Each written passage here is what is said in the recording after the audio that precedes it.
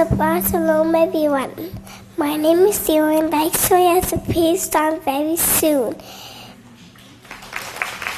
It's now time for our for Sabbath services.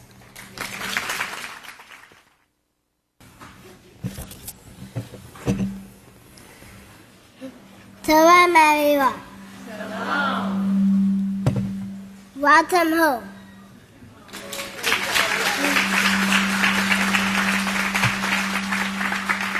Are you having a day teach? Never seen again.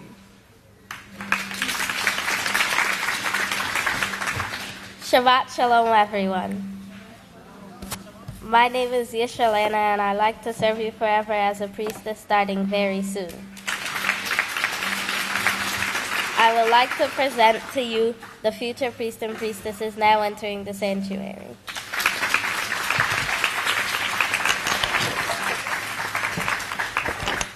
My name is Abelin. I will serve you forever as priestess start very soon. We have an exciting program for you today. Please get your pencil and papers ready to take notes. I now have the purpose and honor to present to you our first speaker, Yisrayl. Shalom, everyone. You may be seated. And may the peace of Yahweh be with each and everyone. Today I'm going to be talking about the blessings that come from keeping Yahweh's laws. How many of you like rewards? Well, I like rewards too, but we will only receive rewards when we are obedient and keeping Yahweh's laws. How many? Please turn it over to Deuteronomy 11, verses 26 through 28.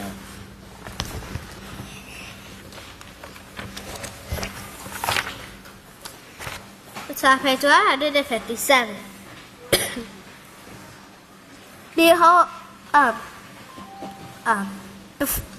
am setting in front of you today a blessing and a curse. The blessing if you obey the laws of Yahweh your Father, which I am giving you this day.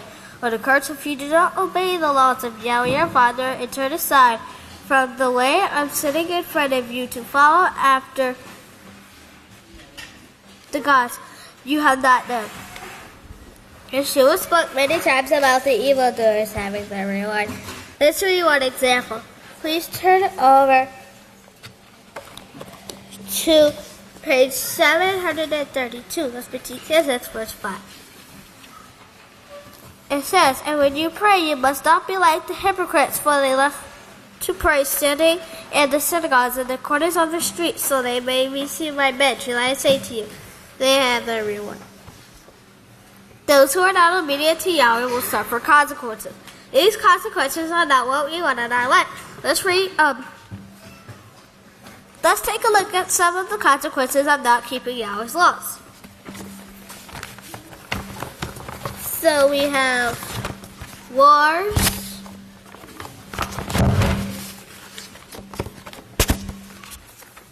STDs, and we have death. By keeping Yahweh's laws, we destroy the speck.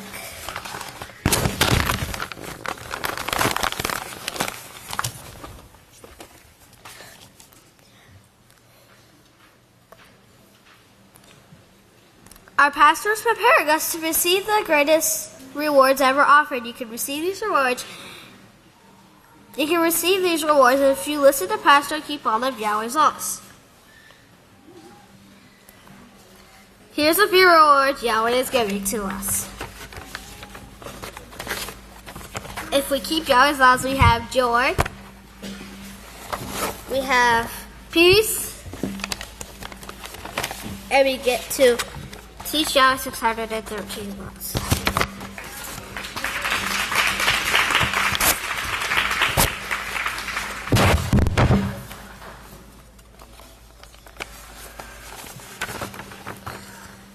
We also have teachers of the universe living without fear and peace or love. In closing, let's read Revelation 22:12 on page 986.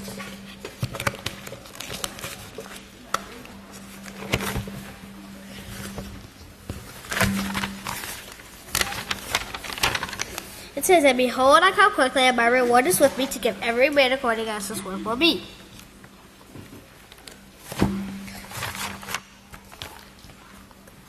So I encourage everyone to keep Yahweh's laws, set and forget, and be obedient to the one set, so we can all receive the rewards from our great Father Yahweh and obtain a position in His royal priesthood forever. And with that, if you all please stand. It's a privilege and an honor to present to you our next speaker, future priestess Kana.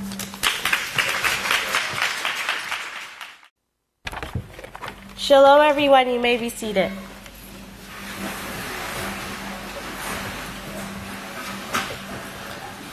Stop and think for a minute. Imagine a world where there is real peace, joy, and love. No one will be getting sick or diseased, and only health will abound. Our children will be born as healthy as can be, free from all defects and sickness. Clean food and water can be found everywhere, without one trace of a chemical and free from all GMOs. The evening news will only consist of people loving and respecting each other, and the family shows will show wives submitting to their parents, wives submitting to their husbands, and children submitting to their parents. War, hate, and misery will be a thing of the past, and only peace will be existent. But wait a second. Did you know this lovely scene could be a reality? Yes, all we have to do is get rid of one three-letter word. That one three-letter word is sin. 1 Yochanan 3:4 tells us that whoever commits sin transgresses the law. Sin is the breaking of Yahweh's 613 perfect laws. It is the root cause of all that is taking place to our world. That's why we have wars and disease and famine. It's all because of sin. Yahweh's laws, when kept, brings about all the wonderful things I talked about in the beginning. We must overcome all sin. By studying all the great books our overseer has written for us, we can keep from being deceived by the Catholic Church and its leader, Pope Francis. Another simple thing to do is to make every effort to do exactly what Yahweh does and says. 1 Yochanan 2:6. He who says he abides in him is himself obligated to walk exactly as he walked. This means being in total, complete agreement with Yahweh. This is the golden stage, becoming purified and learning how to change our hearts and minds to the one sense teachings. This is what gold means. It means unity and purity.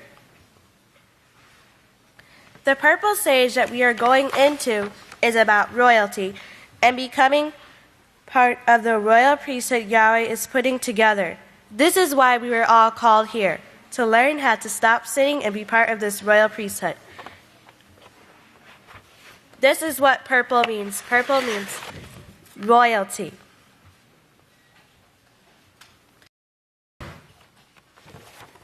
Letting go of sin is not easy, but is possible. Remember, Yahweh looks at the effort, desire, and the zeal we put into trying. That's what counts. I want to leave you with this.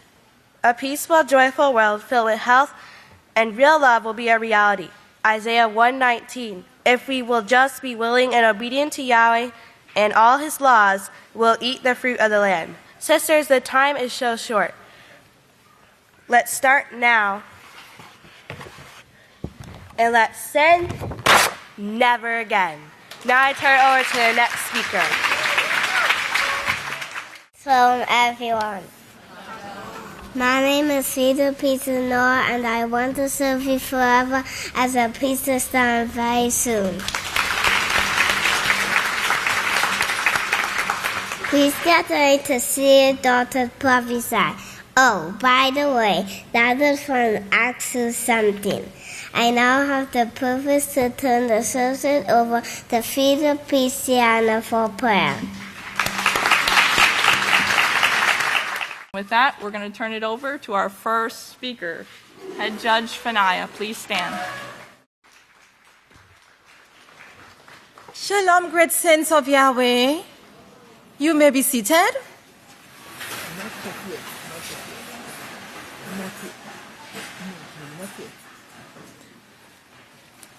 Welcome home. Welcome home.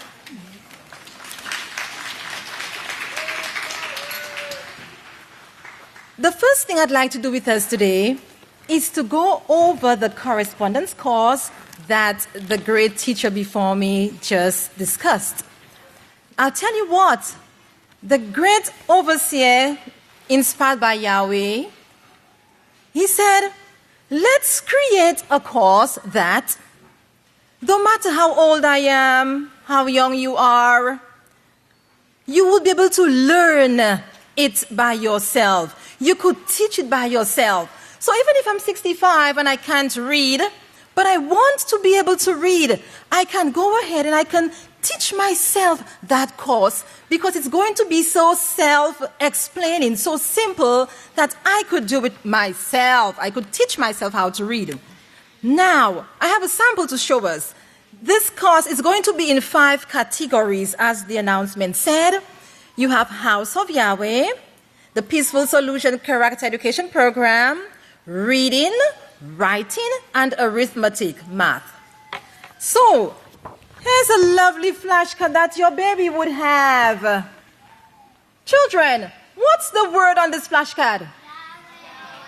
Are you sure? Yes. Can you spell it? Y-A-H-W-E-H. You got it. Very nice. Now you will have also a lovely reader's pack. The teacher, the guardian, or the mommy will have a reader's pack. And of course, the reader's pack, the children can learn to read it too. Lovely things about Yahweh.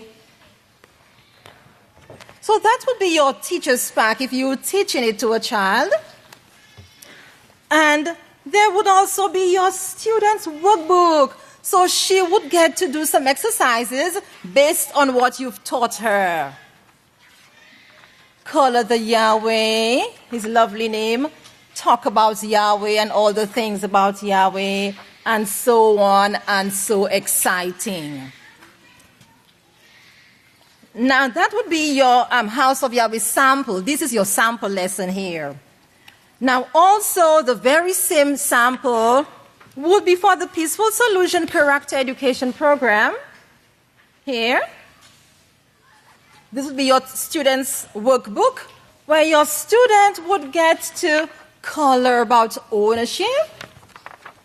Nice things you can own. What do you own, children? Mommies own the baby. What do you own? Lovely. Very exciting. What things that children can own. Learning the skill of ownership. And of course, the wonderful flashcard to go with it. Children, what word is this?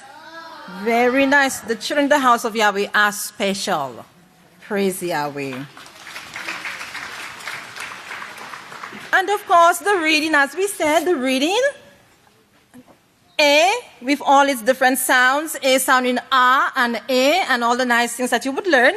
And of course, the student's workbook, where the student, or me if I am old and I can't per se read, I can teach myself step by step how to sound A and B and C and things like that. My family.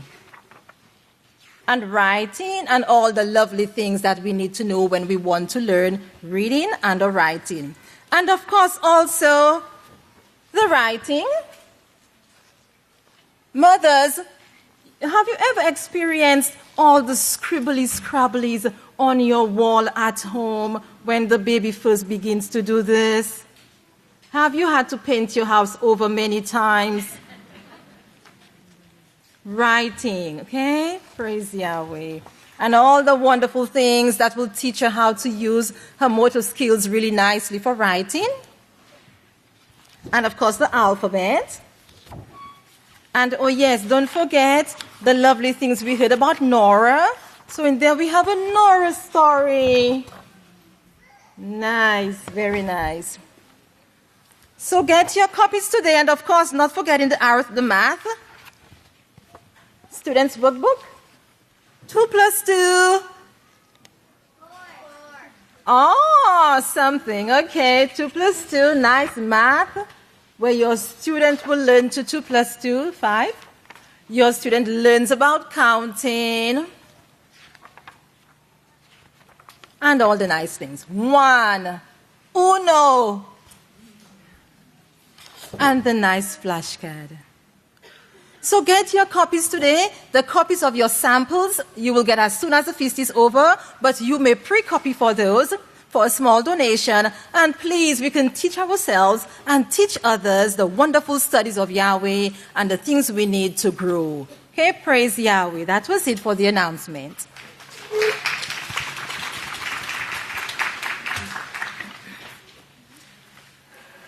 Are you having a great feast?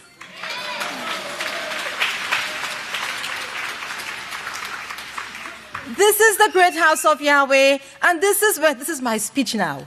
This is the great house of Yahweh, and this is where truth is taught. You will not find truth taught anywhere else in the world, but at the great house of Yahweh, taught by Yisrayl Hawkins, the last day's witness. You will not learn peace in any system that this person is a part of. That's Mr. Francis, the Pope. He is the leader of the kings of the earth, and he does not teach love. He does not teach peace. What he does is he has allowed the world and everything in the world to become a danger zone. And today, myself and the 8 teachers are going to express our ideas of why the danger flag, the red flag,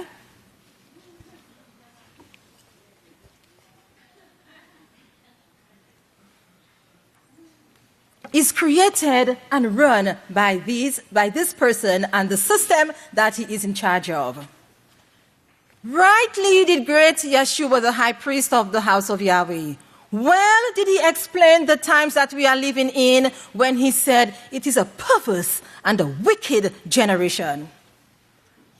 And he said it well because I don't know if you heard the news where the Supreme Court has just a little more to do, and then all the states of the USA are free to be married and gay. Did you hear that? Same-sex marriage will be legal throughout the entire United States. That is a population of about 316.1 million people will be gay if they want to. Will we be gay, House of Yahweh? No. Absolutely not. And let's look at a quick idea of where the world is going. Could we see the clip, please, based on his teachings? May we have the clip, please? They are dead. What are we gonna eat? I don't know. Our earth is mourning and fading away.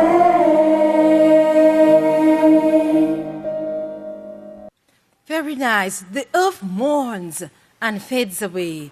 And with this, we'll go ahead to introduce the 8 young teachers who will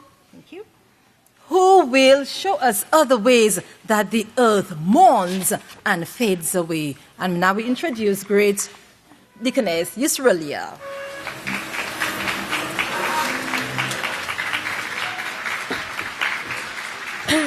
Shalom, everyone. You may be seated.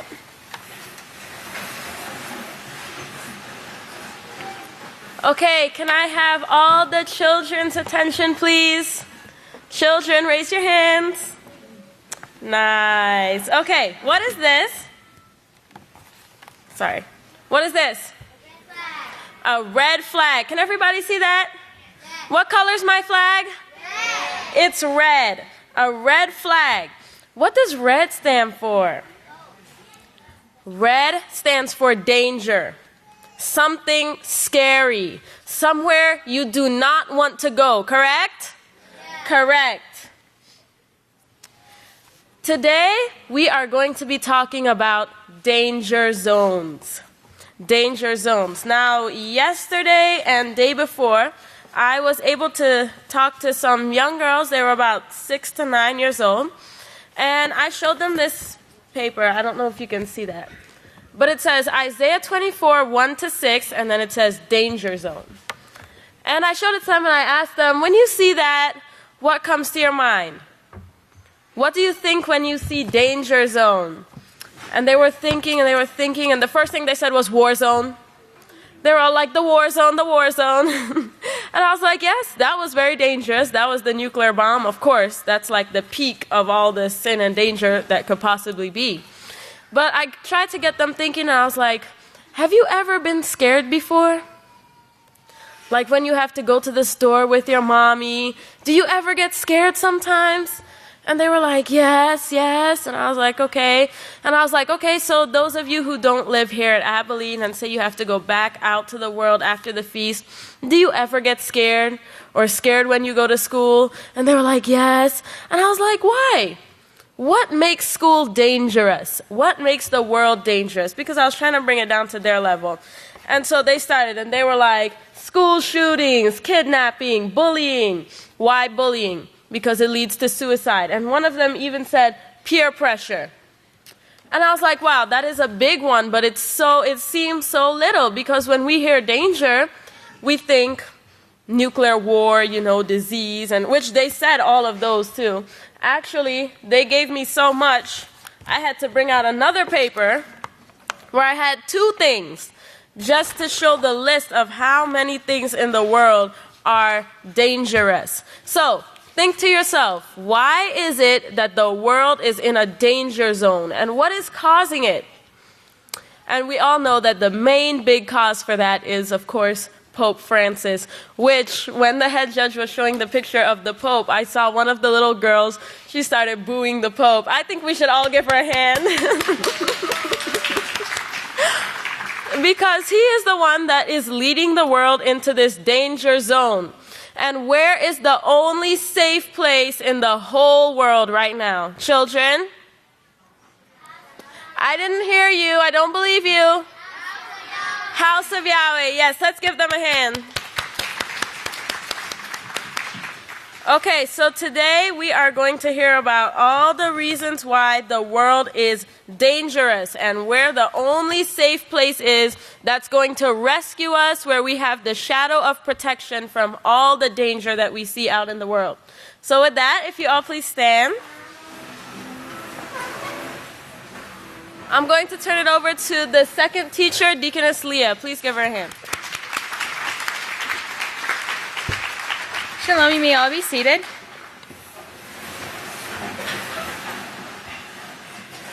The world is in a danger zone. Who are your friends and my friends?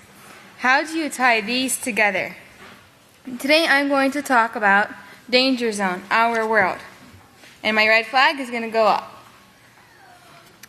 Who our friends should be and my friends. The danger zone I will talk about is our so-called friends in the world.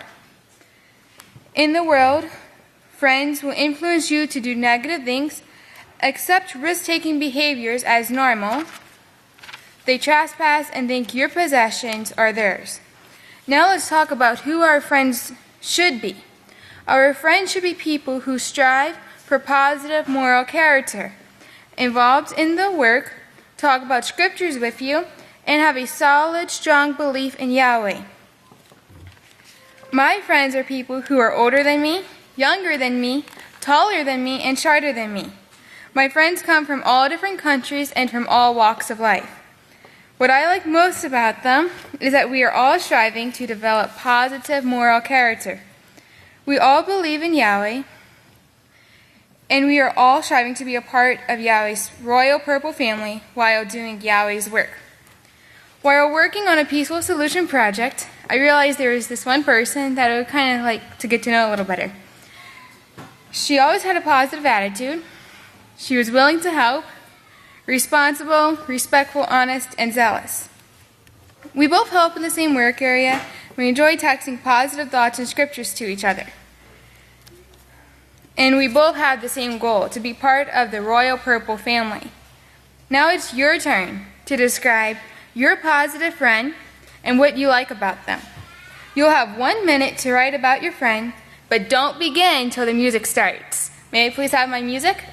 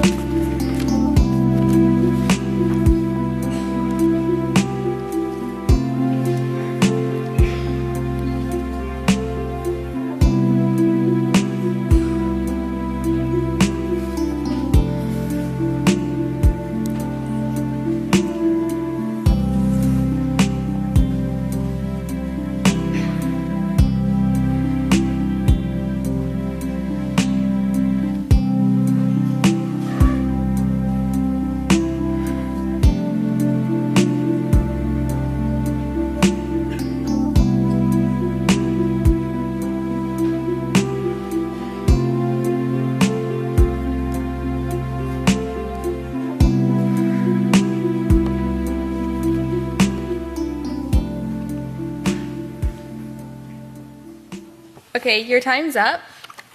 So after services, I want you to go and find your friend and give them the piece of paper that you wrote all those positive things about them. And I encourage you to look at the positive when we're in certain situations, and that there's always a bright side to the negative. And with this, I welcome up the next speaker.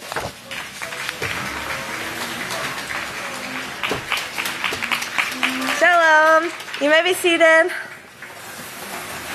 Okay. So how many of you have had a drink of water today? How many of you have had maybe half a glass of water today? How many of you have had a whole glass? Okay. So, did you know that many people across the United States and even in Texas are running out of water? And some don't even have water at all. So tonight, that's my danger zone, is droughts. An article from the Huffington Post titled 7 States Running Out of Water says, in 7 states, drought conditions were so severe that each had half of its land area in severe drought. Some of those states included Texas, Oklahoma, Arizona, Kansas, New Mexico, Nevada, and California, with California being 100% covered in droughts. So we can see that the United States is running out of water, and Pastor has explained to us why. He's explained that the microorganisms are sick because of mankind's sins, and they can't do their job properly, and they can't produce rain. But we're going to clean that up, right? Yes. And the microbes will be able to do their job, and everyone will have clean, safe water, and they'll be able to drink it whenever they want. That's the way Yahweh intended it to be. So have you ever heard the saying that you never know the value of something until it's gone? And a lot of times when we're just going throughout our days, we may just not realize how important water is. Without water, we would die. In fact, life would cease to exist. And actually, when astronomers, they're searching for life on different planets, they actually look for the existence of water on the planet. Because where there's water, there's life. Plants need water to grow. Animals and us need water to survive. And you can only live about 3 to 4 days without water.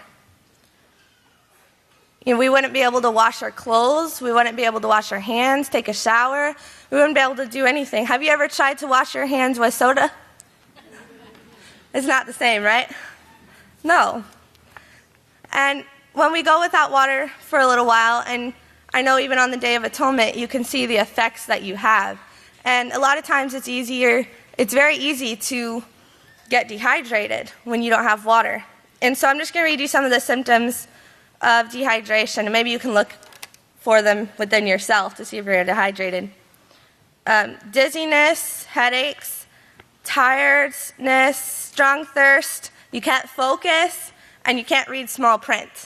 So if during services, if you're having trouble reading, following along in the scriptures and staying focused, then go get a drink of water, because you'll see how much better it will be. So, and the microbes, they need water to survive also. Not just in the atmosphere, but in our bodies. The microbes, those symptoms that I read to you, is the way of the microorganisms in your body telling you that it needs water, or that it's lacking water. And so when you have those, when you have a headache, don't just go get an aspirin. Think about, oh, my body's telling me that there's something wrong, that I need to drink some water, and then go get some water. And it's recommended that for every pound you weigh, you should drink at least 1 ounce of water. So if you weigh 128 pounds, then you would drink a gallon of water.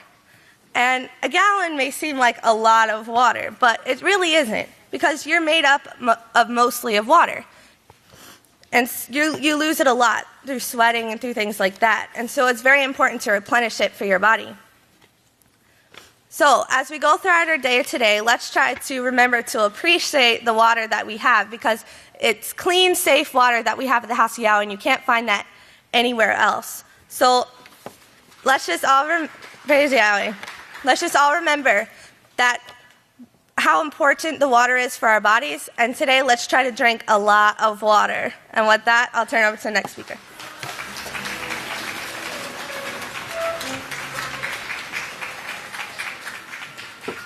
Shalom, everyone. You may all be seated.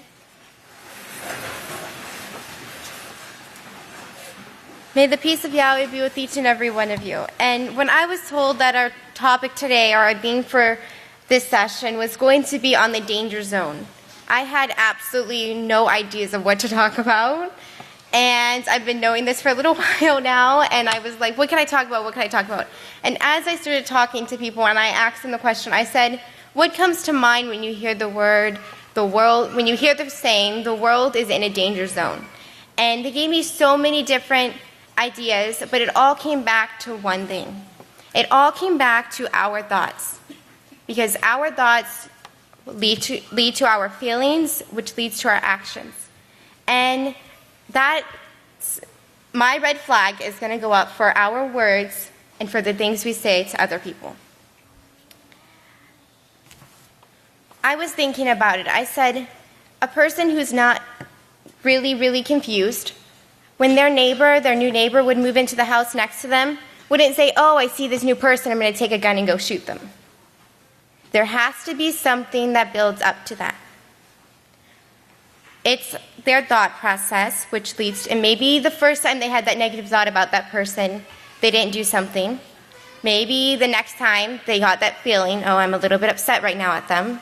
And then the next time they went over to that person and they said something to them. The words that we use affect each other.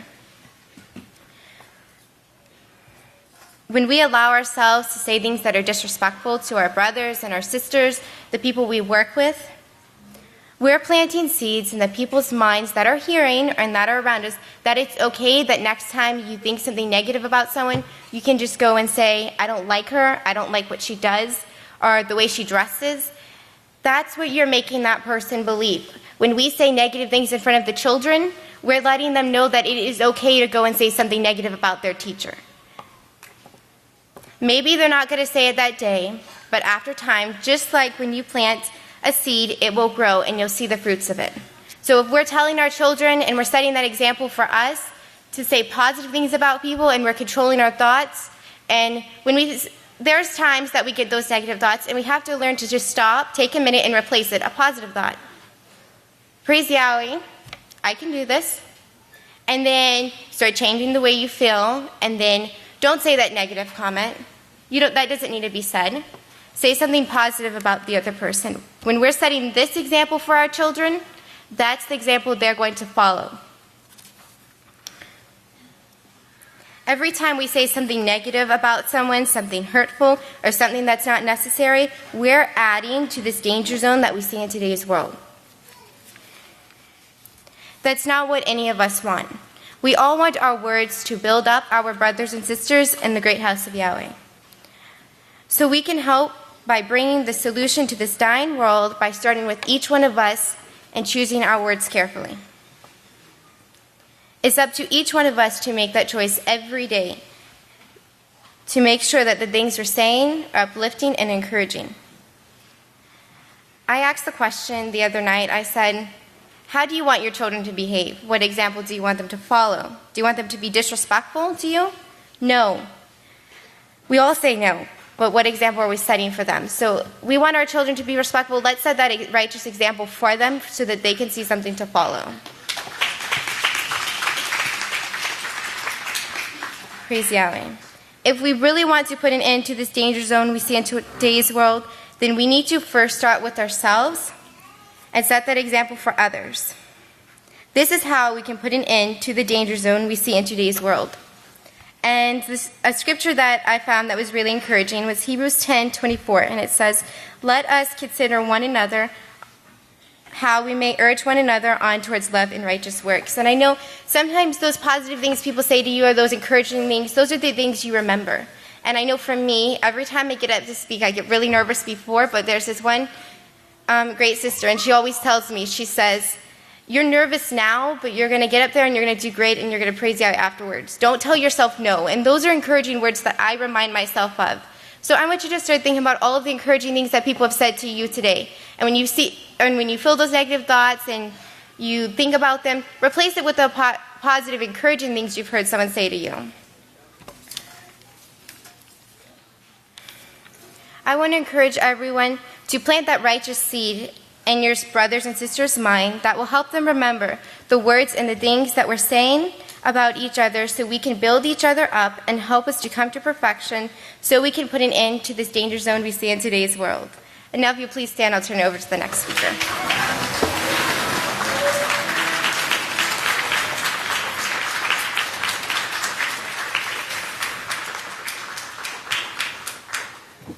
Shalom, everyone. You may be seated. Okay. So did you know that you have something dangerous with you? It's in your purse, it's in your pocket, and it's in your wallet. It's your money. All right, so that's the danger for me.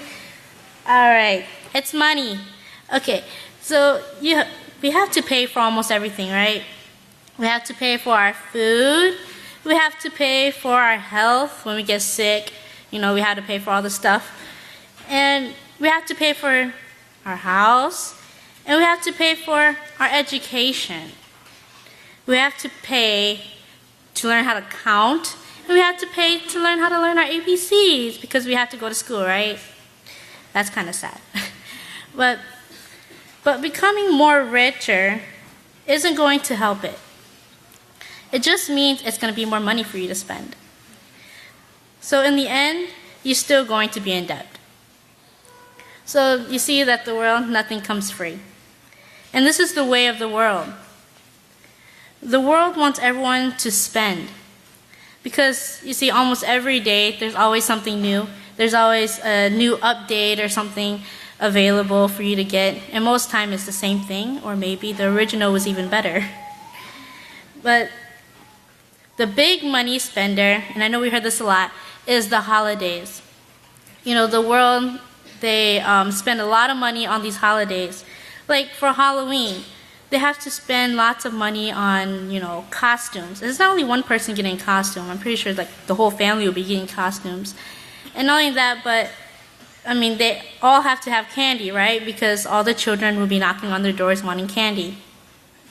And another big one, the holiday, is Christmas. And they spend lots of money on that. Everyone has to get presents. And in a family, for example, if I have 10 people in my family, then I will get 9 presents. So you see, that's a lot of money just buying everyone presents.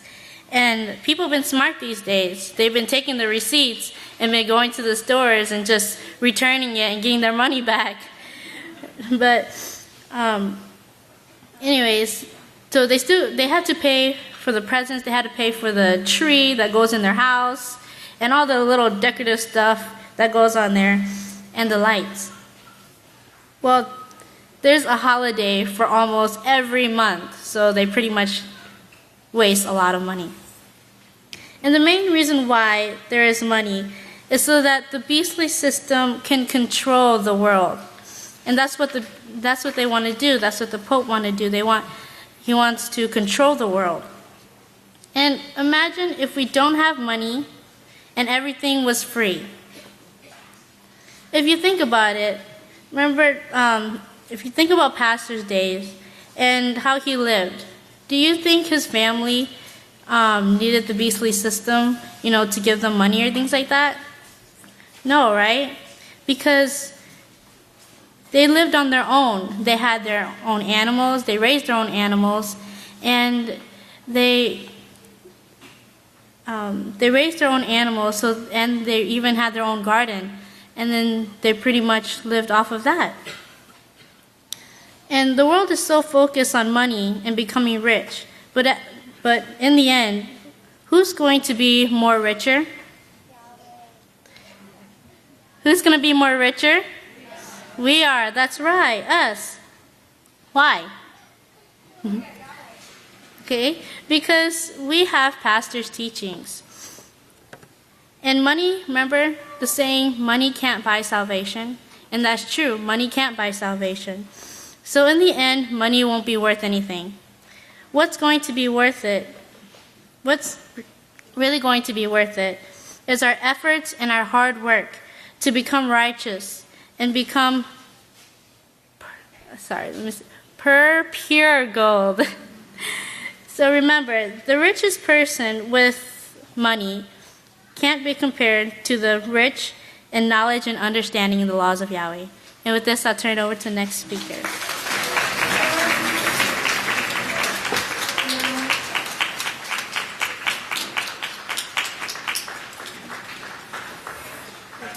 Shalom, everyone. You can be seated.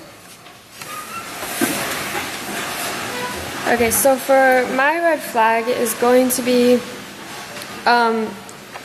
childhood cancer.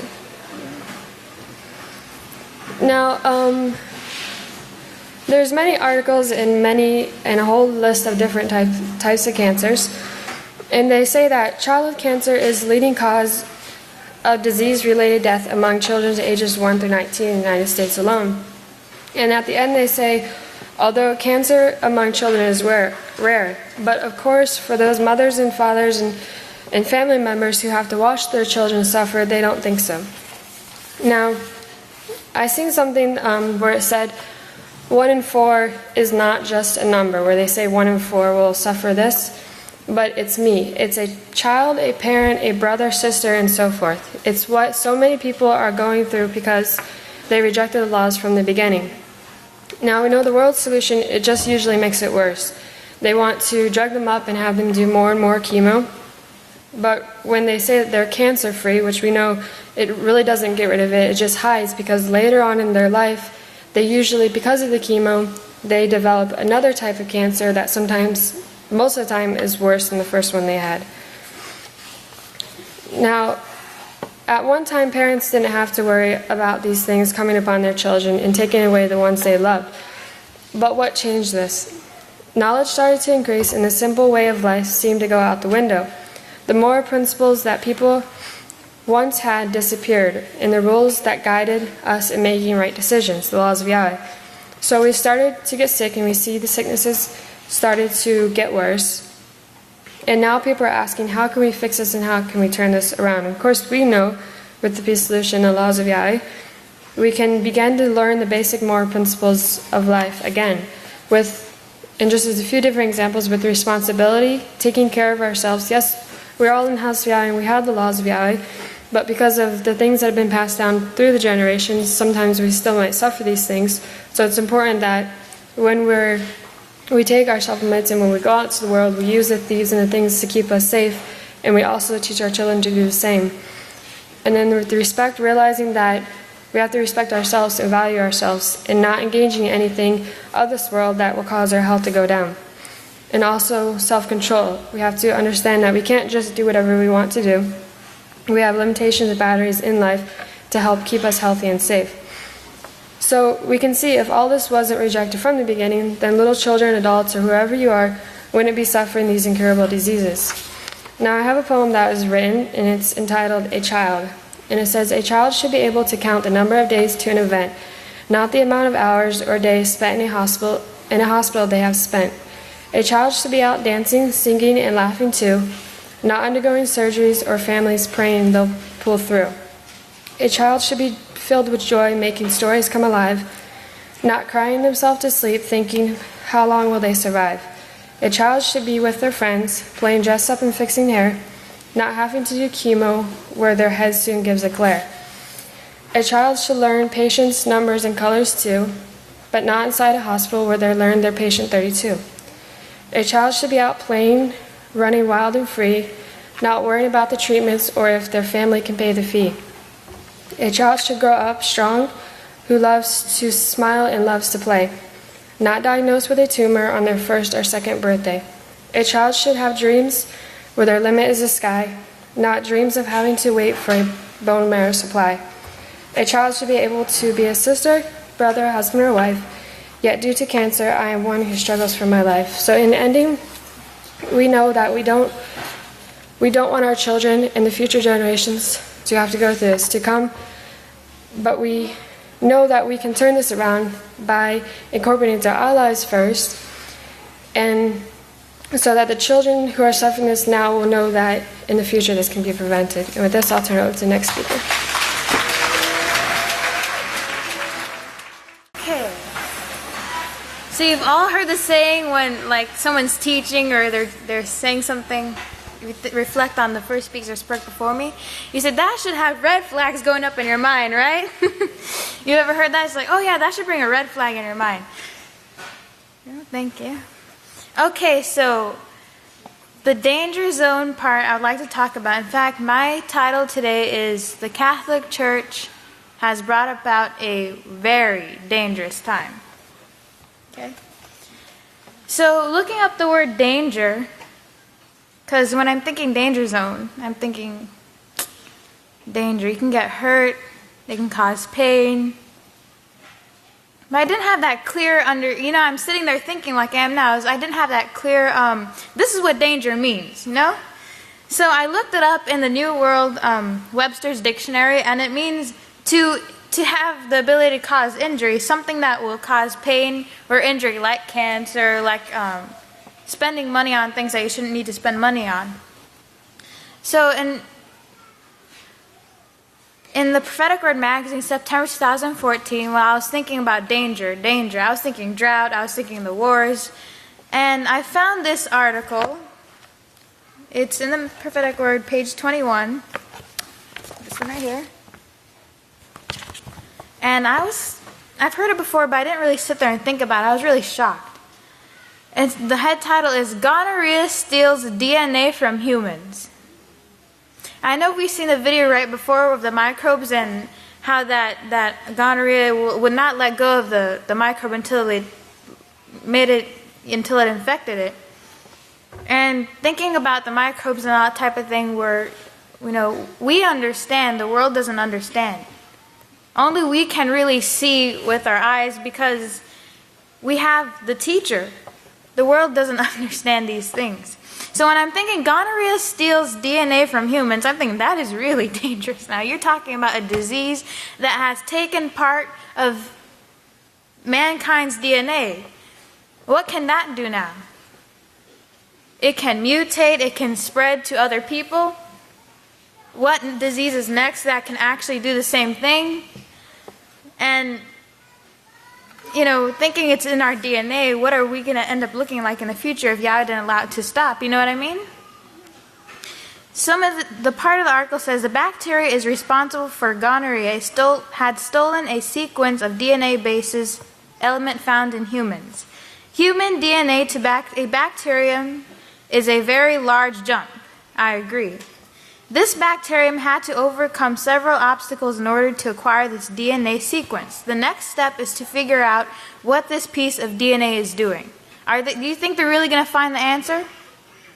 No, they're not going to find the answer unless they come to Yahweh's house. And then they'll also find out the cause of why it's gone to such a point to where the viruses can actually, you can see the crossbreed and all the things that sin has caused.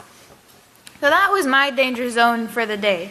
I think that, if we continue to study, if we continue to listen to our great overseer, those things will catch our attention right fast, and we can be able to, talk about the solutions, talk about the answers, know the cause, and never want to have this again after it's cleaned up. Praise Yahweh for that. So, in closing, I want you to go to Revelation 21:14.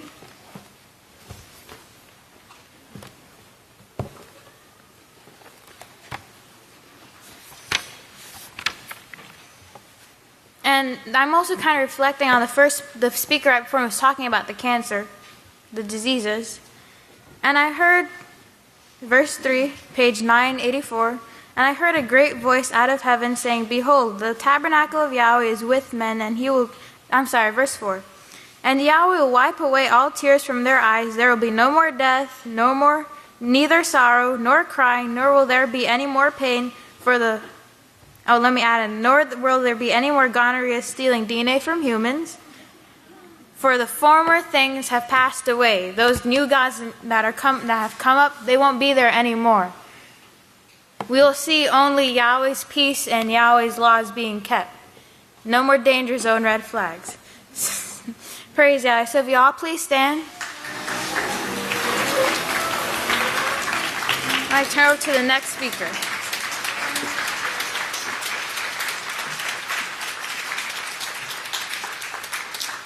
Shalom, everyone. You may be seated. So yesterday the boys spoke, right? And now the girls are speaking.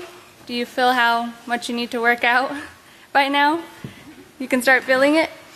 Okay, now we heard some of the things that has put the world in danger, like the drought, the cancers, diseases, money even, etc.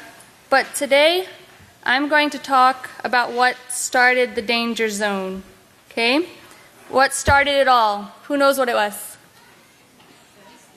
Sin. Pope, the Catholic Church, right? So that's what my flag is representing, the Catholic Church. Because they're the ones who wanted to be universal, right? And thought that they could do whatever they want to and not have to keep Yahweh's laws, but would rather live without them. But now they're realizing that they can't really do that, right? Because it has created so many diseases, like the STDs, the sicknesses, and the latest ones being the intro virus, and also the Ebola. And we heard on the news, remember when the Ebola first started coming out, they were saying that it can't be transferred through touch and airborne and all that. They're changing it now. But you'd have to be such a fool to believe that, right? And many people in the world don't believe that. They've done seen the effects and seen all the death totals and everything over in Africa, and they know how bad it is. But they turn around here when it comes to our news and try to make it out like it's not so bad because they don't want to scare the people. And I don't know how many of you watched the news this morning, but they had it on the news saying Abelin seems to be a little scared. At it was called the Army Surplus Store. They said the sales have gone up in their gas mask and chemical suits because they just want to be prepared because they're all getting scared now. Now the Catholic Church wants to have their sorcerers use their pharmaceutical drugs, right? Which is another huge danger zone in the world, to try and heal or place a Band-Aid over it. And if you haven't heard, the Ebola is like all around us, right? One of the Kahans were mentioning that yesterday too. And they put a hospital on lockdown yesterday.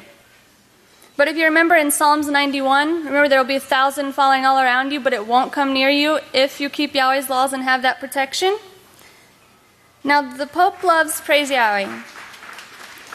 The Pope loves eating swine's flesh, right? He loves breaking the laws. He loves stealing. He can steal from you, but don't steal from him. And then also he loves sodomy. And from those acts brings forth these raped and mutated microbes that we see that can't do their job, resulting in the extreme weather change that Shananya was speaking about. Now there's only one place on the whole earth, right, who can and is going to fix this mess. And who is that? The House of Yahweh, right. The House of Yahweh is the only safe zone from all this danger zone if you believe into the one sent and keep all of Yahweh's 613 laws. So now I have a poem. I promise it's not as sad as Tobiana's. But is all the children awake? Yeah. Are all the children awake? Okay. Now I need all big and small children. So are all the children awake? Yes. Okay, nice. So this is your cue. Every time you see this picture, y'all are all going to say in unison, that's what Yisrayl Hawkins says. Got it? All right, here we go. The world is in a danger zone. The microbes are really sick. You need to repent of your sins to fix this real quick. That's what Yisrayl Hawkins says. Ever heard of STDs? They have filled the atmosphere. If only Yahweh's laws were kept, this saying we'd never hear. That's what Yisrayl Hawkins says. Don't let any man, the Pope, or universities deceive you. Come, listen only to Yahweh's house, for his words are right and true. That's what Yisrayl Hawkins says. Who do you belong to if Yahweh's laws you do break? You belong to Satan the devil when in sin you do partake. That's what Yisrayl Hawkins says. The book of Yahweh for some time had been taken away, but now it's back strong as ever, and now it's here to stay. That's what Yisrayl Hawkins says. Nice. Become perfect as your Father, but how might you ask? Practice, practice, practice, and you'll accomplish this task. The teachers here at this house are the best you've ever seen. The teachers here at this house are Yahweh's royal kings and queens. Yahweh's people love me, and I love them too. Whatever Yahweh does for me, He also does for you. Yisrayl is my spokesperson, beloved Yeshurun and son. Through my laws, He'll restore peace. Yes, Yisrayl is the one. I tricked you guys. So I'm going to read it again. Who's saying that? Yahweh. So I'm going to read it one more time so we can say it in unison.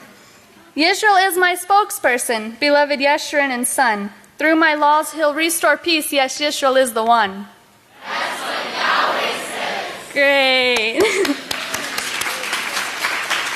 Now with that, if you'd all please stand, I'd like to turn it over to our next teacher.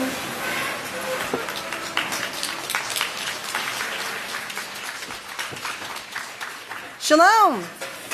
You may be seated.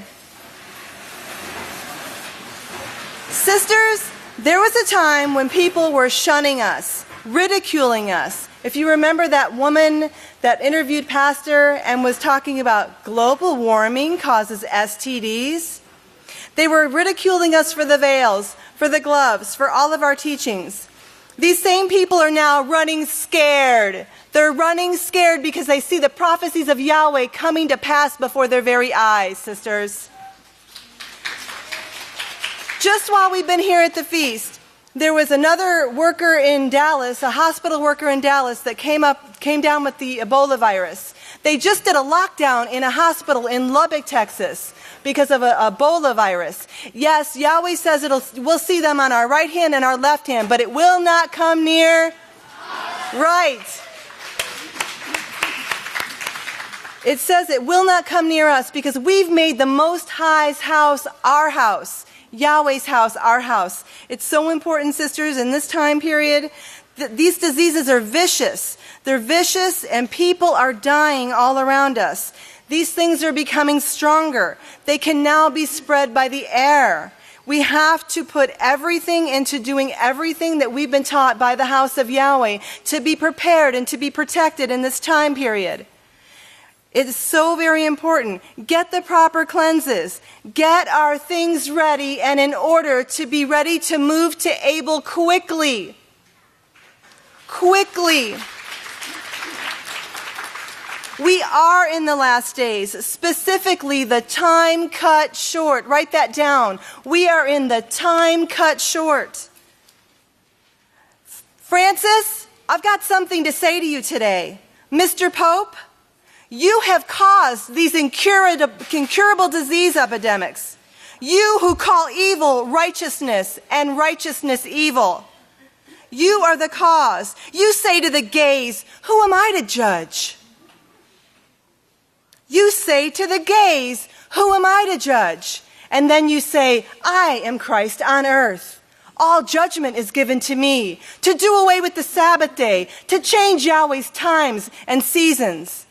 It seems, Mr. Francis, that you only want to judge when it is against the keeping of Yahweh's laws. That's when you don't want to judge, Mr. Francis. You won't condemn abortion or birth control. You won't even say that it's wrong to do these things. But one Muslim person puts on a veil, that is evil to you, Mr. Pope. So why, Mr. Pope, have you decided to judge those who have chosen to live by the 613 rules? Mr. Pope, your time is coming. Your time is coming. At this time, I'd like to play my clip. Do you see that? Mr. Pope, you got your picture on the cover. Probably bought 5 copies for your mother. You were the man of the year. You're up for a nomination for the Nobel Peace Prize. You are loved. You are loved. And Scripture says, Mr. Pope, that those who do righteousness will be hated above all on the face of this earth, showing that you are the false prophet, showing the sting of death. Look at those words on that Rolling Stone. Sting, the sting of death. Look at those things. You can see the global warming even mentioned there. Mr. Pope, your time is cut short. And at this time, I'd like to present to you some speakers.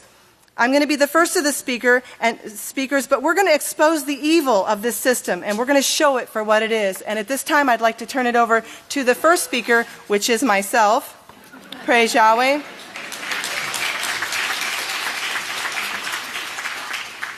The title of my speech this morning is The Secret Key. The Secret Key. Top secret. The secret key. This is a key to salvation. It'll open it up for you. It'll tell you the who, the what, the when, the where, and the why, and the how of salvation. Mr. Pope doesn't have this key. He says he's got the keys of this blood. Blood. Yes, Mr. Pope, there is much blood on your hands. We have the true key, the true key. I'm going to read and expound on Isaiah 2, verses 2 through 5 today.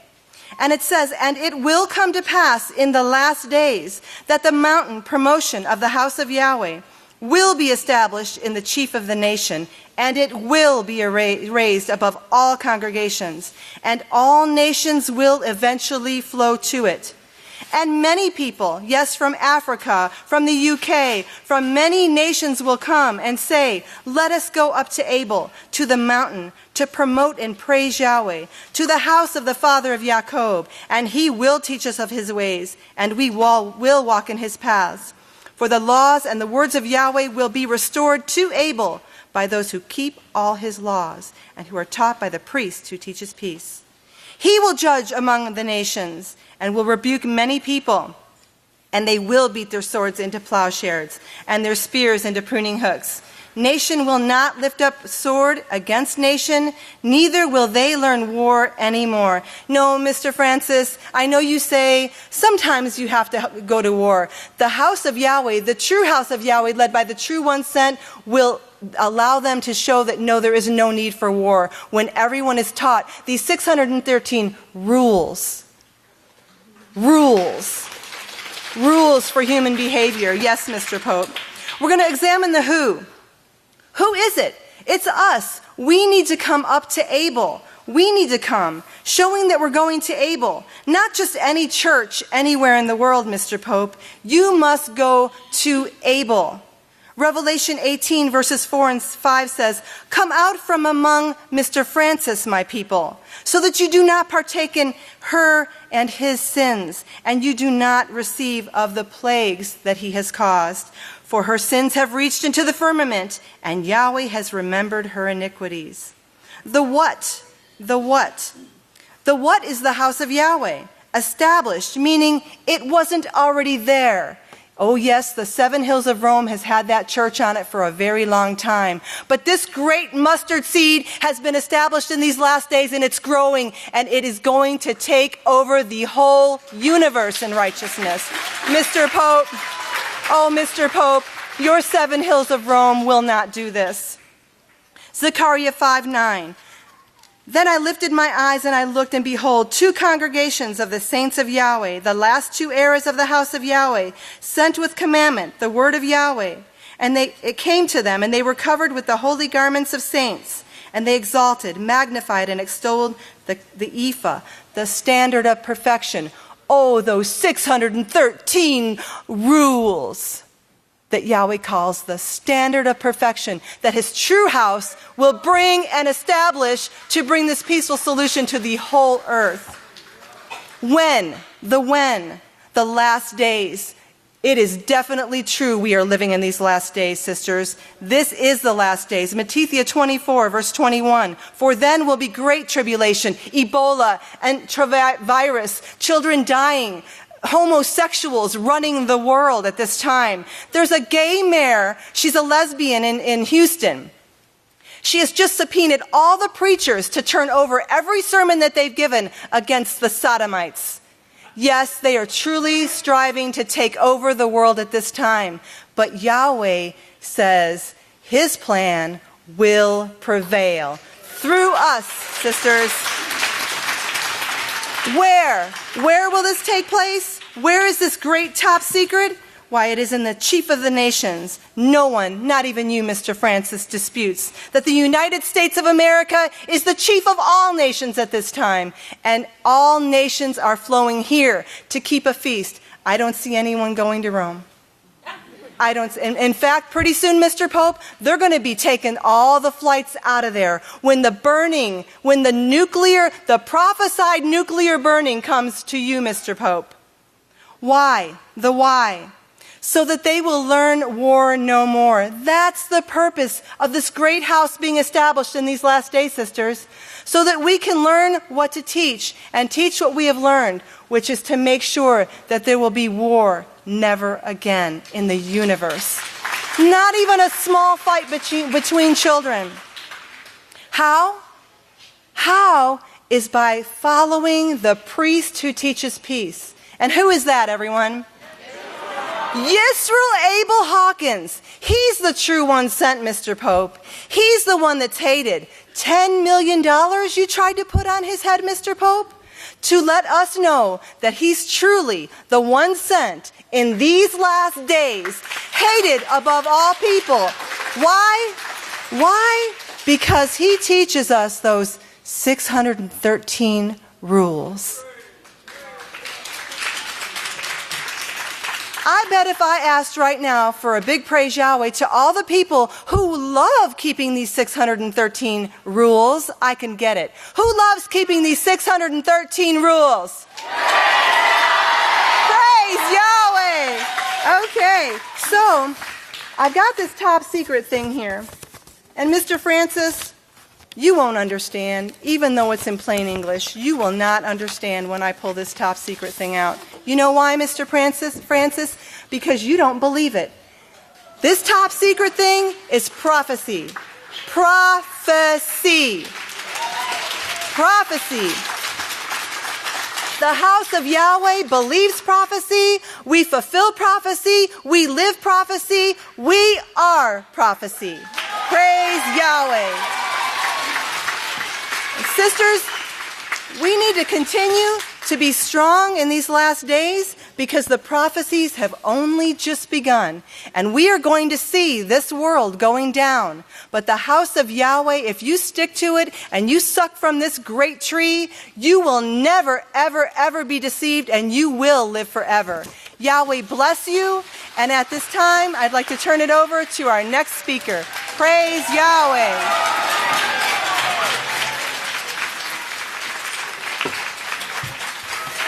Shalom. You may be seated. I'm always overjoyed to get to speak to the great called out ones of Yahweh, especially in these last days, because you are truly royal people. So I did bring my royal glasses. Okay, so I want you to think about this. Who can tell me what this is? Apple. What does it represent in the world? Think about that. Poison? Sin?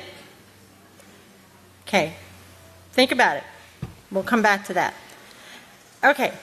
So, of course, I always want to bring you a story because I'm full of stories. Praise Yahweh. And Yahweh's given me a lot of righteous memories. And so I wanted to talk about tabernacles. This tabernacles, of course, is one of my most loved. There's 3 most loved feasts I have. And tabernacles is one of them. And tabernacles for me was one of the first feasts of tabernacles. I was honored and blessed to be there. And tabernacles, when I see the sukkahs go up, I love that. I love to see the sukkahs go up because it takes me back in time. And I know for many of us older ones, going back in time sometimes by a song or seeing something is not a joyful thing.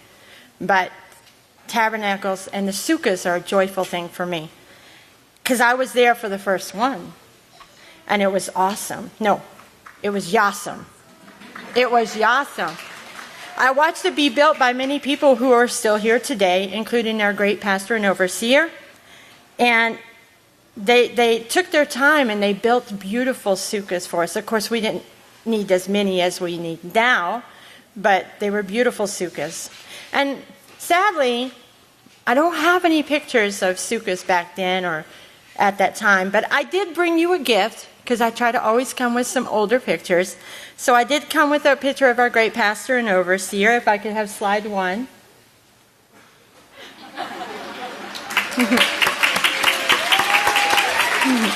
Now that's him rejoicing at our feast, and that was at the time when I looked back in my files, that was at the same time that we had our feast, our first feast. And he was rejoicing, of course, and enjoying himself. And Pastor was one of the ones who helped put up the first sukkah. And he would put up the sukkah, and then he would take a chair, and he would sit just a little ways off. And he would always make sure that there was fruit down the sides of the sukkah. And he would have some hanging a little low, and then some up high, like almost hidden inside the brush on the top of the sukkah. And he would always leave the fruits on the side for the little ones. He always made sure that the little ones could reach the fruit. And he would sit in his chair just a little ways off, and he'd just watch. He would watch as we were coming, because we love the fruit. And he would, the little ones would come and he would encourage them, to get the ones off the side. And as older children, we would come and try and take the easy way out. And we'd try and go and get those fruits. He's like, don't touch those fruits. Those are for the little ones. You need to reach higher. You need to aim higher. Come on, you can stretch those arms, raise your arm. And he would egg us on to reach higher, to try harder to get the better fruit at the top. And there was always bananas and oranges and apples. Remember apple? There were pomegranates. Sometimes there was grapes, although they didn't stay up so well. But he was always challenging us to reach higher. And to me, as I look back now, he still does that today. Do you see that? He does that today. He really does. He has that milk for the little ones that are coming in. And we've all been the little ones, right? And now we're starting to get the meat, and we're getting into that meat. And just when you think you've had that nice steak dinner, you get a ribeye or another T-bone, or that meat keeps coming, right? And we praise Father Yahweh for that meat. But he really is doing that for us today. He's encouraging us to reach higher for those positions, to reach higher for that righteousness and that perfection that he knows that we can do. And ultimately, it's Yahweh who is working through our great pastor and overseer, right? Right? Yes. Because when we see that face, whether it's, I'm not going to say how many years ago, whether it's a little while ago, or it's today or tomorrow when we see him, we see the face of Yahweh, do we not? Praise Yahweh. And if I could have slide 2. And for us older children, he's encouraging us, but we're continuing on in this great family of Yahweh. And now, I got to be there for the first one, and now my grandchildren get to reach high and harder for that great position in Yahweh's house. And so, as we go through the feast, sisters, family, encourage your children to reach higher. Encourage your children to enjoy the feast of Yahweh, to make those Yasa memories for your children so that one day they can share those things with others like I've been blessed to do. And I got 1 minute. This apple, we're taking it back. I'm going along with the great Judge Kaliah. We're taking it back. This is not poison. This is not sin. This is an apple. Okay? And it comes from Yahweh, and it's healthy, and it's great for your body, and it hangs on the sukkah, along with all the rest of those fruits. So, when you see an apple, think Yahweh. Okay? Praise Yahweh. And with that, I'll turn it over to the next speaker.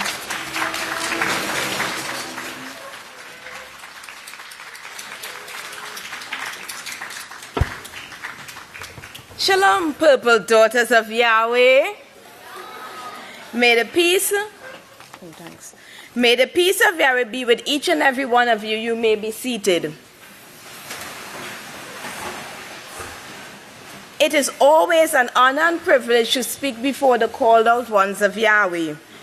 You know, every year in the world, the Webster's Dictionary bring out a new word, right? Words that are popular, that they use a lot, like hashtag and selfie, all those things. But now, in the House of Yahweh, we have an Oki dictionary, right? We have this Oki dictionary, and today, we have the honor to add one more word to the Oki dictionary. Listen closely. It is a rain straight. Not a rainbow, a rain straight. It is a 4-color line in the sky at an angle seen by YH on 6/8/2014. Get it? A rain straight. Praise Yahweh. Today the title of my speech is Sinner Like Me. I would like to paint a picture and journey for you today.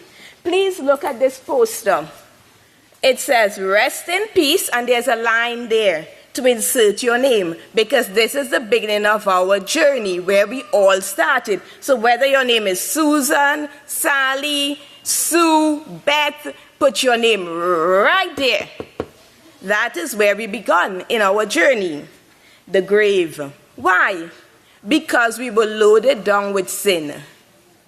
We broke Yahweh's laws, and so on. Because we did not know Yahweh's laws, nor did we practice his laws. We were unlearned and untaught. We began here because of the teachings of this world. The preachers, they did not teach Yahweh's laws. They were lying, deceiving preachers. A classic example is this article. It is Pope Francis, are we open or closed to God's way of salvation? When I read this article, I was shocked. I could not believe the Pope went there. He put his popely foot in his mouth. Could you believe it? He came straight out. I was shocked. But anyhow, being a child of the last day's witness, I'm going to set you straight, Mr. Pope. So reading from the article, it says, Vatican, we are open to the gift of God's salvation. Or do we prefer to take refuge in the safety of our man-made rules and regulations? Notice the word man-made rules. Going on, it reads, God's only wish, Pope Francis told his listeners, is to have his people, but so often we want to make the rules for our own salvation, referring to the man-made rules.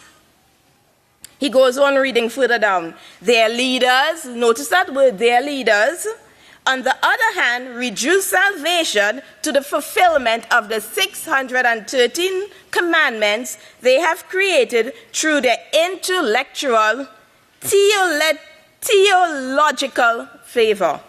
These leaders, the Pope said, don't believe in mercy.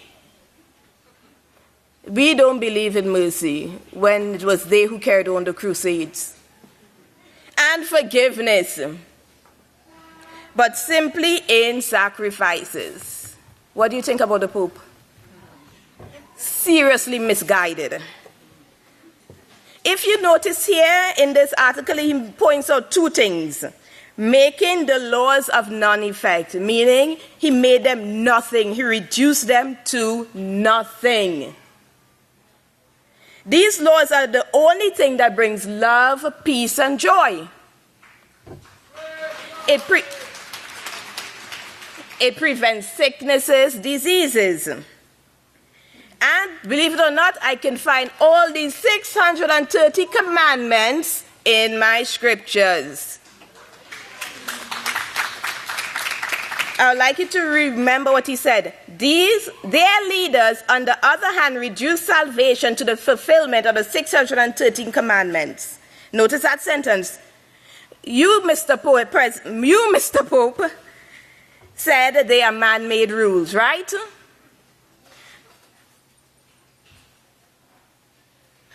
And yes, you are right. They were written by man. He is right.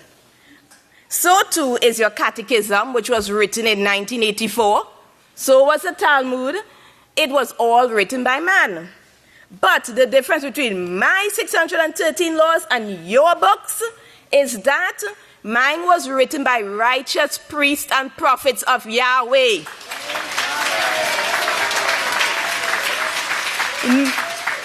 Not some misguided archbishops or cardinals. No, priests and prophets of Yahweh of old, who wrote these books under situations, tough situations.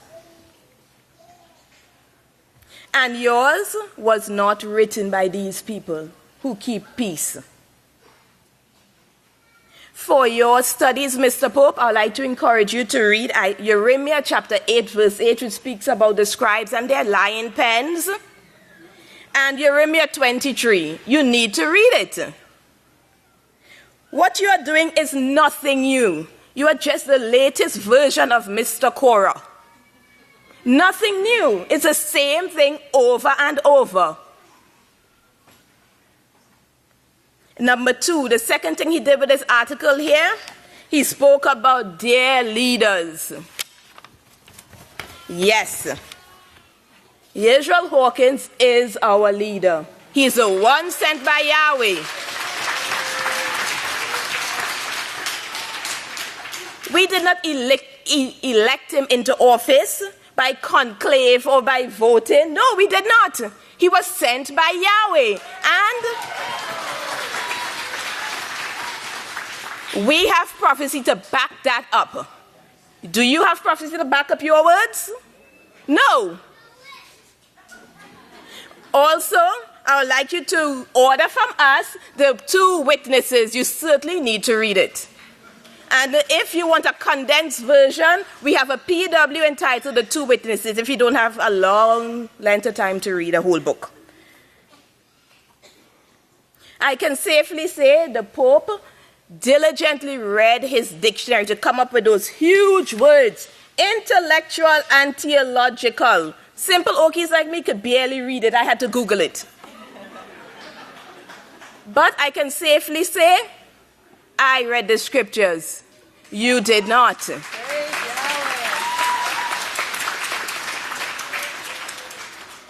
Amazing, ain't it? He read the whole dictionary, but not the scriptures. But moving on, sisters. Moving on.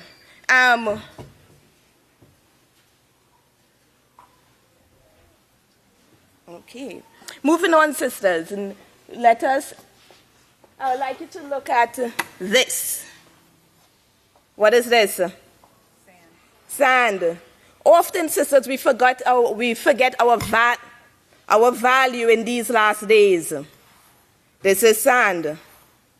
Okay. Remember in Genesis chapter 22, verse 17, Yahweh spoke to Abraham and he said, your descendants will be like the sands.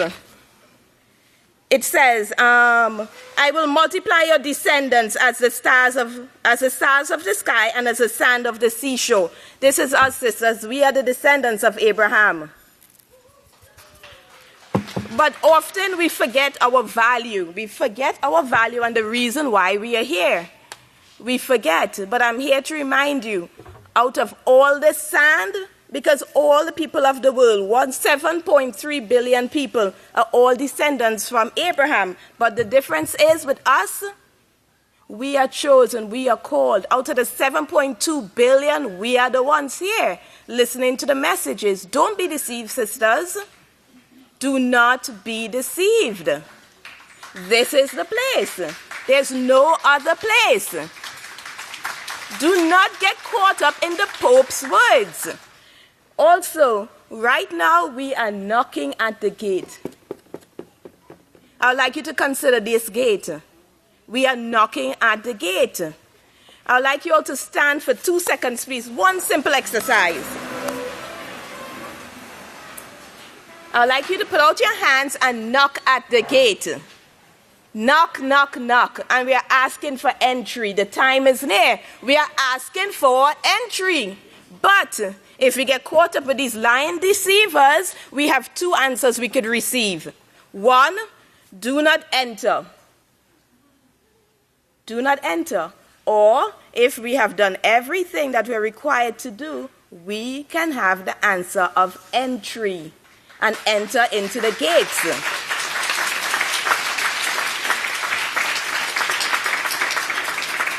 You may be seated. Sisters, do not get caught up with all the what ifs. And if I did this or I should have done that, don't get caught up in all of that. Keep your goals set in your minds. Think about the bigger picture, the kingdom, which is right at hand. Remember all of that. It was an honor and privilege to speak before you today, and I would like to turn it over to the next teacher.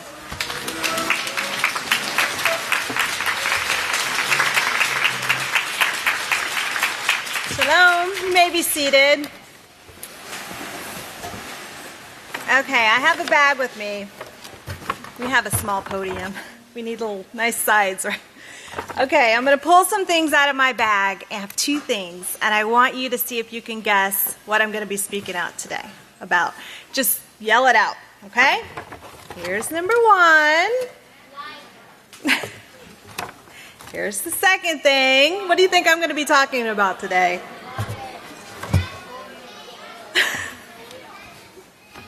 I hear it over there. Yeah, we're going to be talking about the wise virgins today. Pastor's been teaching us to get sin out of our lives and to really be preparing for this great royal position. He's been showing us to be like the wise virgins in Matthew 25 who filled their lamps with oil, right? And they were preparing themselves to be ready for the bridegroom. And my question to you and to me and to everyone is, are we filling our lamps with oil? Are we filling our lamps with that golden oil as much as we can while we can? It's going to take all of the mental, spiritual, and physical strength we have within us to qualify for this position. Do you all not agree with that? Do you agree with that? It's a challenge. Are you up for the challenge? Praise Yahweh. Let's take a look at some of the instructions that we've been given so far. Okay, so first and foremost, the instructions in keeping the laws of Yahweh. We've been given what we need, everything that we need in order to succeed in keeping the laws of Yahweh. We've been taught to study, and especially our pastor's been teaching us to rise up early and study in the morning, because he's taught us that that is part of what keeps our minds focused. It helps to sharpen our minds. It's kind of like a brain exercise. And as usual, the world's caught on to this, because when I go online sometimes I see this commercial and it pops up a lot. And it's talking about this new program that they have out for brain exercise. And it's a series of puzzles and brain teasers and all of these things to help the people to keep their minds sharpened, because they can see that there's this backsliding of mental focus in the world. But how amazing that if we've been doing everything that we've been taught by our pastor and overseer, and we've been rising up and studying early in the morning, that's what's helped keeping our minds focused and sharp. And he's been teaching us that for many, many years. So we should have some really sharp, focused brains, right? So that's part of filling our lamps with oil. Okay, so another instruction that we've been given to help keep our minds sharp and focused, and to help us to be able to continually do this physical work, to be involved in the work, is we've been advised to cleanse. And we've been advised to cleanse continually, to not slack off on it, right? And once again, the world's caught on to this, because I was speaking to a chiropractor not too long ago, and she was, she's also one of those who helps her patients to heal, with herbs, natural healing and that kind of thing. And she was saying, I used to be able to tell my patients to cleanse, and then they would just be able to cleanse after that seasonally, and they would be fine. And she said, but now they have to cleanse, and they have to cleanse and cleanse and cleanse and cleanse, because if they don't continually do it and they're not doing it back to back, she said, it's like they're back to square one.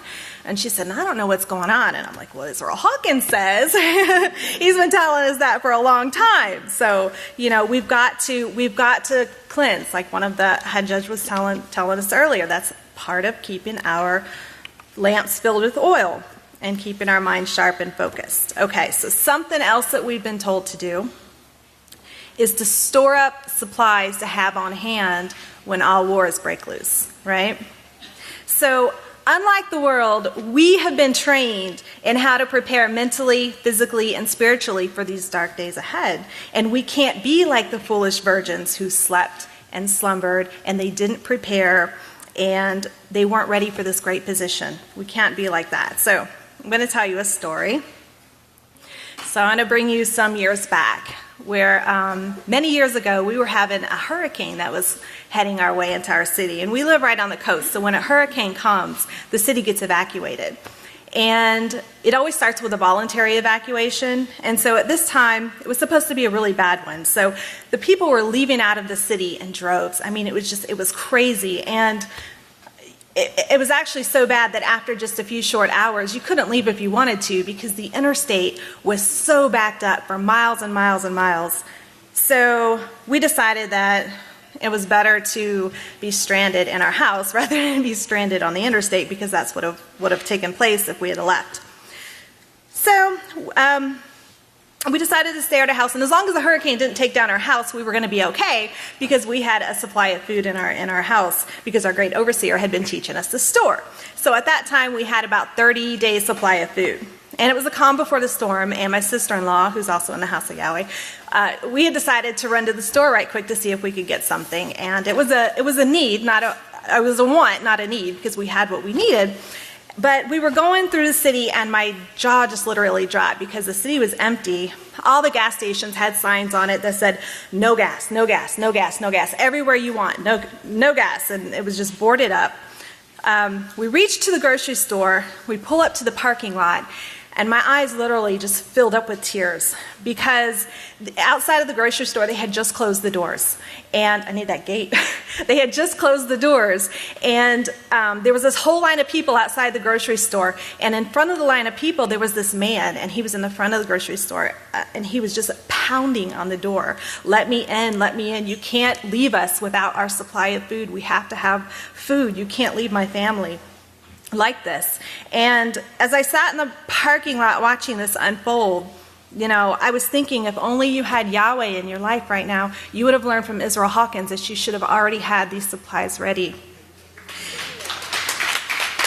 And that's filling your lamps with oil when you're told to, and I don't say that to be boastful. Obviously, I have my things to work.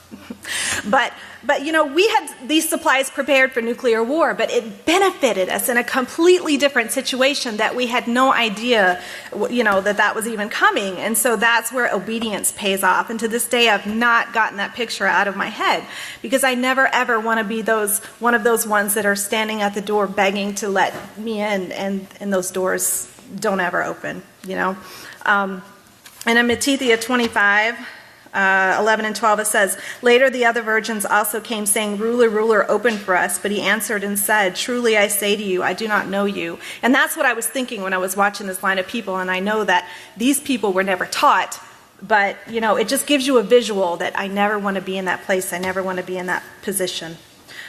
So in conclusion, I encourage you to take all the words of Yisrayl Hawkins, put them into practice in your life, because although you may be seeing the calm before the storm now, we've already been told that the storm is on the horizon. And so we need to prepare and be like those wise virgins and prepare now and get all of the oil, all the supplies, everything you need to be doing right now, and fill your lamps and keep them full so we can obtain that great royal position in Yahweh's kingdom. And with that, if you'll all please stand, I'll turn it over to the next speaker.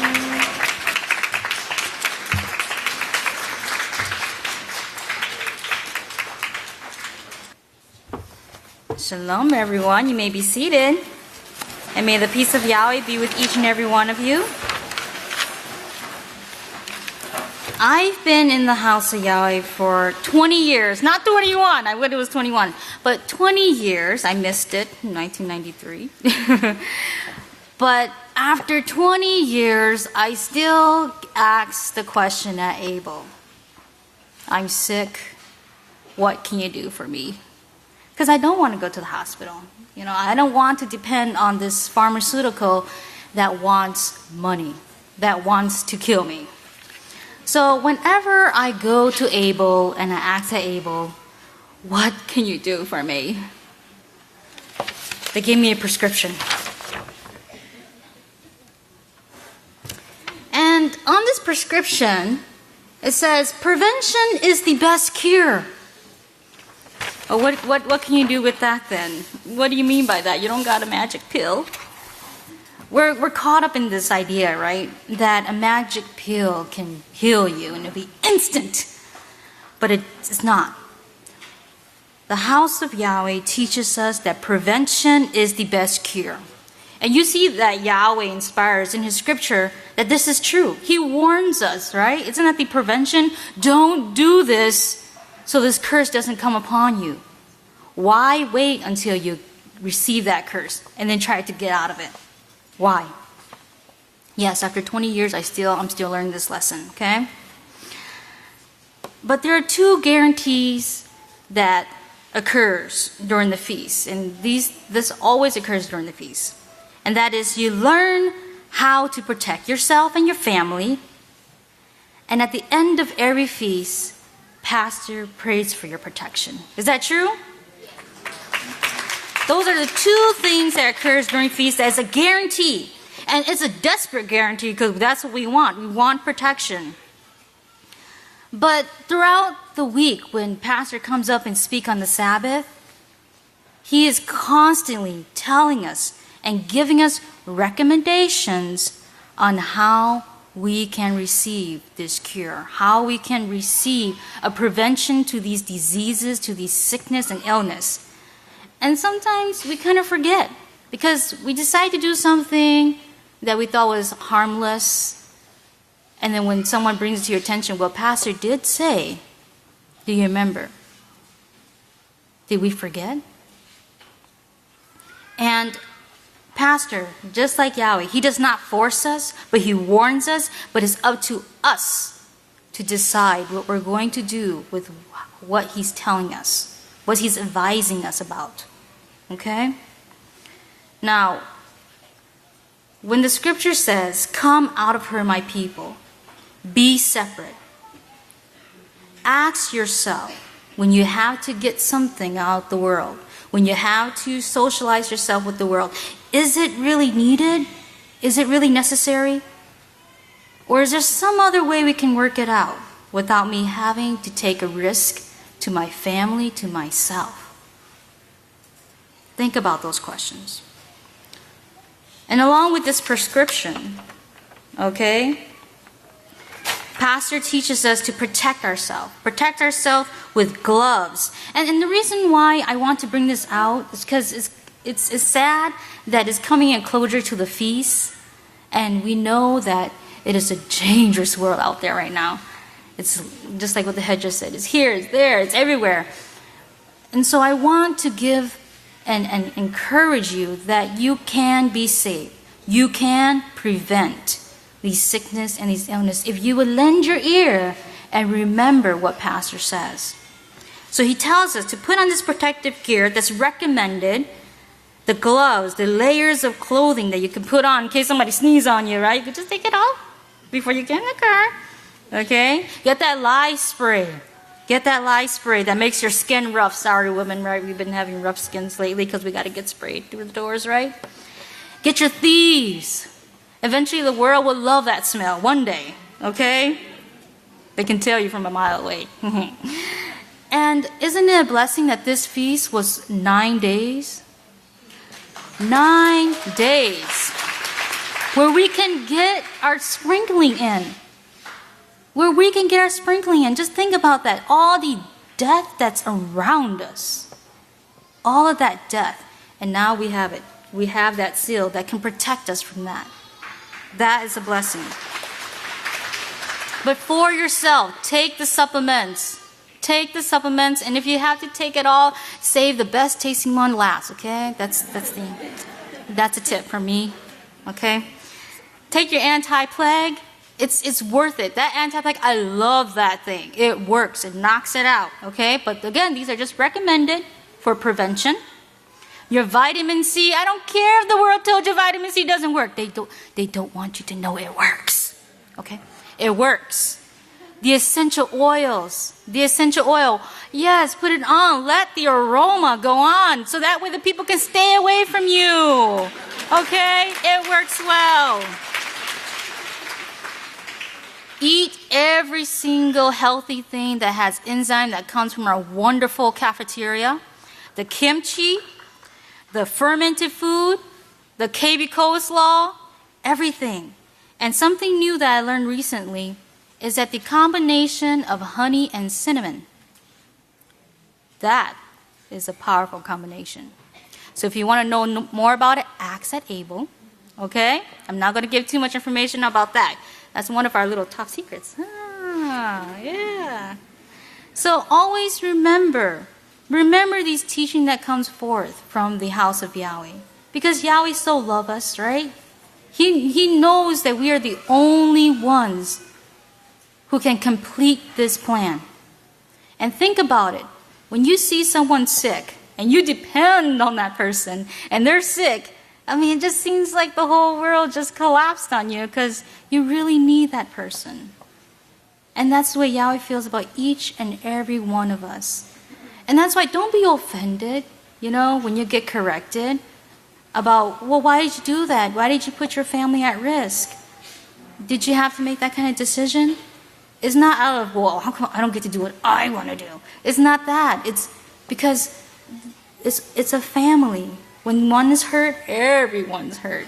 Everyone is hurt. And Yahweh doesn't want us to have to go through the same suffering as the world. He sees us pure, right? He sees us special. He sees the potential in us, but he knows that we are flesh and blood.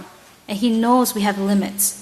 So he brings us this information to keep us in his house and to be that righteous vessel so that we can one day bring in the 2 billion and show them and write for them the same prescription. Okay? So with that, I would like to turn to our next speaker.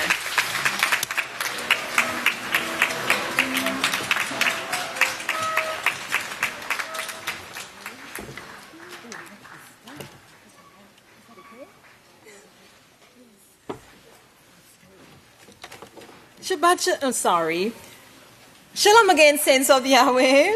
Please be seated.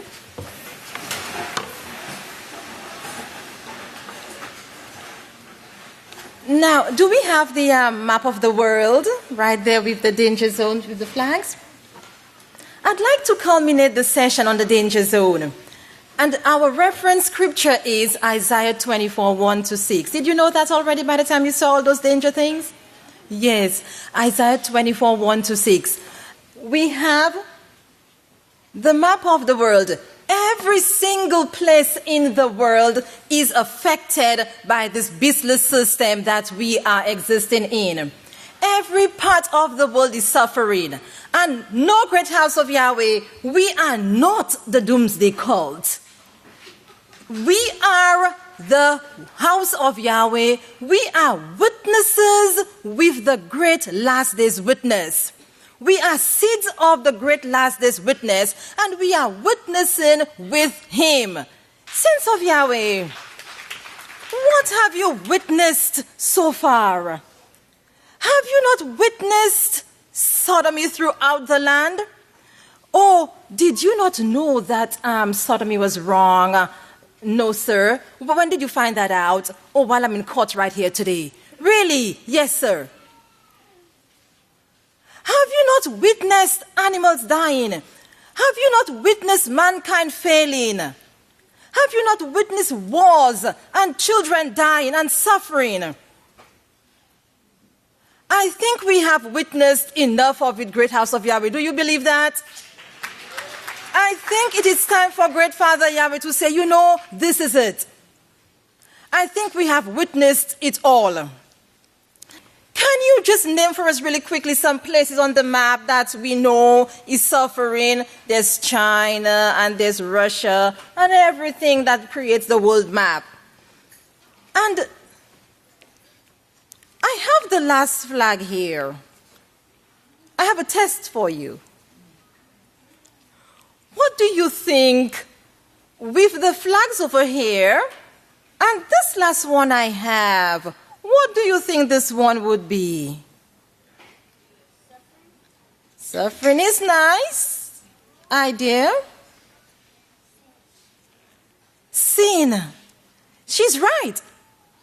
We can culminate our entire 8 flags, one with the Pope's picture on it over there, the cause, the leader of everything. And we're going to end this one saying, because, we will take it from Isaiah, because they have transgressed the laws, they have broken the everlasting covenant, and they have changed Yahweh's ordinances. Sin, in essence, we will culminate our danger zone effect over the entire world. 10, and in a nutshell, being the 10 commandments that the Pope, we hate to pick on Mr. Francis, but we have to let the world know that he is the cause, he's the leader of everything that is causing the entire world now to be a danger zone. Now look at this. Do you see a similarity between this and the red flags over there? He is wearing, the House of Yahweh children are magnificent. She said he is wearing red. Great House of Yahweh, take a listen a minute. The animals, even the earth itself, is giving the animals the wrong cues. The animals do not know what to do anymore. Everything in wildlife is gone crazy anymore. The disasters are gone. And you know what? It was said that even this, what he said was that even after so many years, there will be no more ice. Ice, what will we do when the heat comes in? What will all the fishes in the sea do? I think, Great House of Yahweh, we have witnessed it all. And we know that the end is coming. We have been told that the end is here and it is near. And have we not seen mankind, the love for himself? Have we not witnessed only the love for himself? And they showed this clip where, the young people that they had learned into their fingers on the nuclear bomb. When it's time to bomb everywhere where they want to, their hands are on the keys and whatever they are. And they showed that they cheated in the tests. What does that show to you? Mankind, he doesn't care that I learn where to switch this key right or this one right. No, rather, I will cheat just to get a nice job, a nice position. There is no more true love in the world, Great House of Yahweh. But where do we find the true love? Where do we find the true peace? Who teaches us the true peace? Where is the protection for us in these last days? The great Kahan spoke a couple of days ago and he said, 2 more years, give and take. Where do we want our children to grow up? Are you sure? Okay, so no, we are not the doomsday cult. We are witnessing with the great last days witness the end of the system. And we know where the hope lies in the Great House of Yahweh. So with this we will end with a little song, and if you know it, please sing and enjoy it. So when these things begin to come to pass, you saints at Yahweh's house, lift up your heads because you know that your redemption draws near. So when these things begin to come to pass, you saints at Yahweh's house, lift up your heads because you know that your redemption draws near. So when these things begin